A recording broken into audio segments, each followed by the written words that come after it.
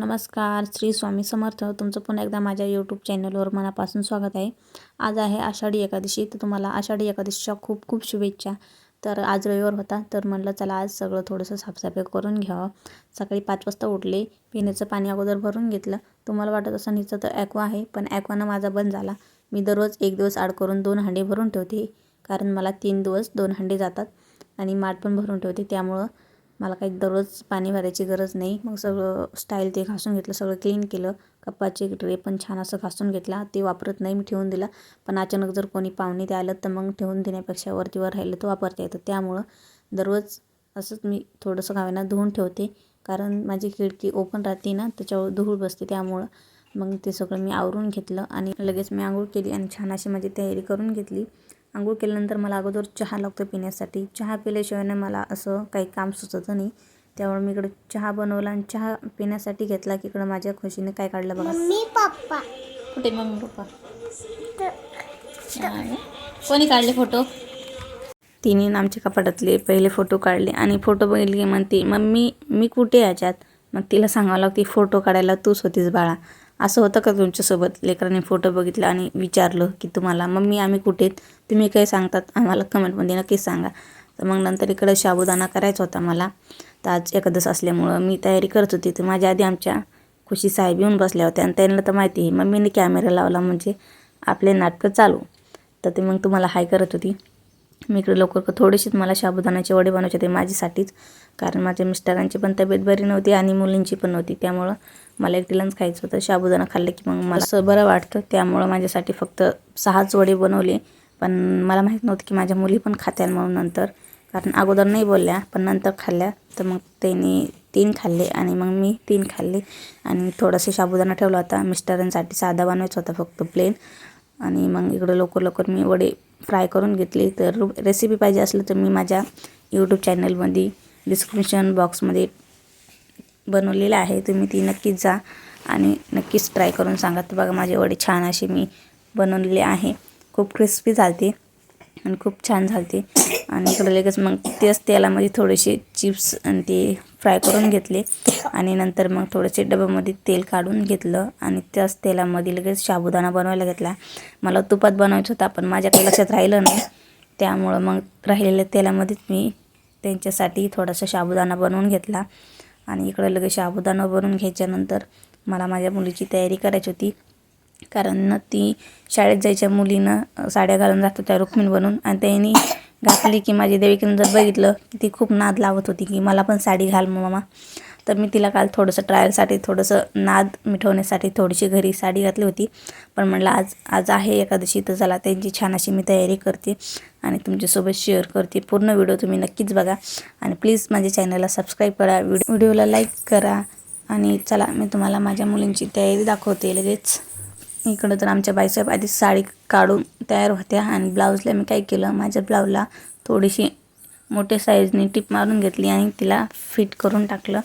तर इकडे बघा आमची खुशी पण मदत करत होती. खुशीला वाटत होते की दीदीलाच करणार काय की, पण तिला मी बोलले होते मम्मीला तुला पण करून देईल बाळा तयारी. तर म्हणून ती बघा किती मदत करत होती. तर इकडे तिला लवकर साडी घालत होते.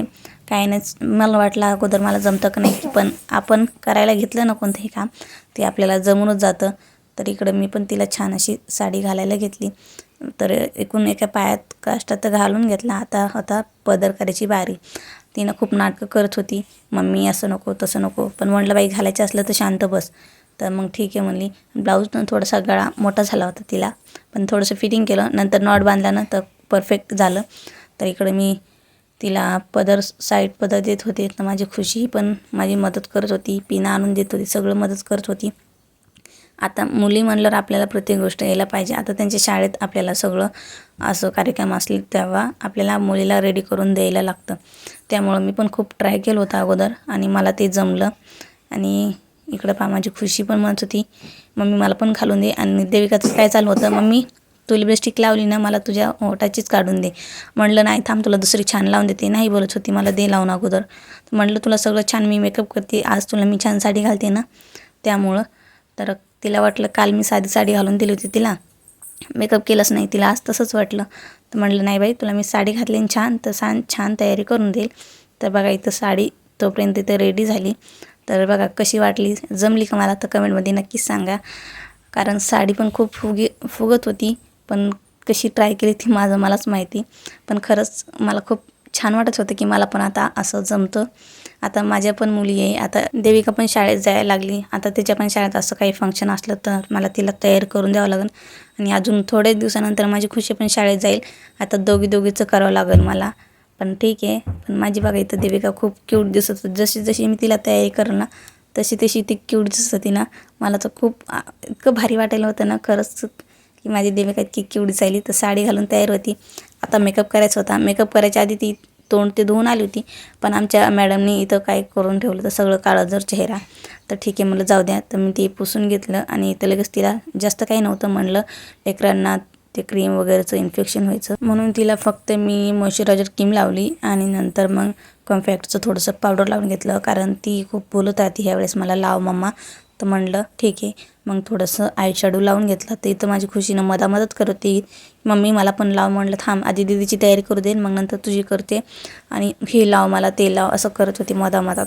मग इथं तिला आय शॅडो लावलं आणि त्या आयलायनरच्या टायमाला तर खूप परेशान झाले मी. कारण मी 2-3 वेळा लावलं होतं. एकदा लावलं तर तिच्याकडून चुकी झाली, दुसऱ्या वेळेस लावलं तर खुशीकडून झाली आणि तिसऱ्या वेळेस तर माझ्याकडून झाली होती. तर म्हणलं आता एकदा जर आता चुकी झाली तर मी लावणारच नाही म्हणलं. तर मग ते पुसून घेतला. परत कॉम्पॅक्टचं पावडर लावलं आणि मग परत आय शॅडो लावून परत मी तिला आयलायनर लावलं. पण त्यावेळेस जमून गेलं. तर मग दोन्ही साईडून तिला छान असं मी आयलायनर घेतलं. मी तुम्हाला नंतर तिचा फायनल लुक तर दाखवणारच आहे. इकडे लवकर सगळं लावून घेतलं आणि इकडे बघा आमच्या खुशीला म्हणलं पेन्सिल आण. तिनं तू पेनच आणलं लावायला आणि तिला लावू लागली. मी लिपस्टिक आणायला गेली तोपर्यंत तिला पेन लावू लागली. तर मग तिला लिपस्टिक पण लावून टाकली. त्यांना खूप आवडते लिपस्टिक. मी जरीच मेकअप केलं ना लगेच त्यांचं चालू होतं मम्मी मला पण लिपस्टिक लावून दे, दोघीचं पण. मग आता लिपस्टिक झालं. आता तिचं पाडायची ती छोटी हेअरस्टाईल. आता कशी पाडू ते समजत नव्हतं. तिची ना करळे केस आहेत. तर म्हणलं आता कुरळी केसाचं कसं पाडा. पण जशी जमन तसं पाडली. खूप छान दिसत होती.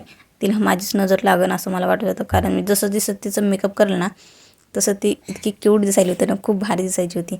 आणि माझ्या खुशीचं चालू होतं मम्मी हे लाव दीदीला ते लाव. मग ठीक आहे गजरा दिसला तर म्हणलं ठीक आहे गजरा लाव. कारण गजरा लावलं तिला छान असा आंबाडा दिसेल. ते पण काही लवकर लागत नव्हतं छोटीशी केसामुळं. पण जसं तसं मी करून टाकलं फिट. नंतर मग तिला घालायची होती नथनी. एवढं छान लुक आणि त्यावर पाहिजे अशी नथ. तर खूपच भारी कॉम्बिनेशन झालं होतं, एकदम भारी. ठीक आहे बघा किती क्यूट दिसत होती माझी देविका. आणि आता चला तिला हार घालते. जास्त काही ज्वेलरी नव्हती माझ्याकडं, पण जेवढे आहेत तेवढीच घालते. मी हार बाहेर गेले होते तेव्हा तिच्यासाठी घेतला होता. आणि जे मोठा दिसतो का ते माझ्या पप्पाने आणला होता, देविकासाठीच आणला होता. तर ही देवीची माळ होती. आपण मार्गशीर्ष महिन्यात देवीसाठी साज आणतो ना त्यातलीच एक घातली. आणि कानातली घालायची आमच्या बाईला तर लयच हाऊस. तर मग मी आधी कानातली घाल पण तिला घालून टाकली आणि नंतर टिकली लावली.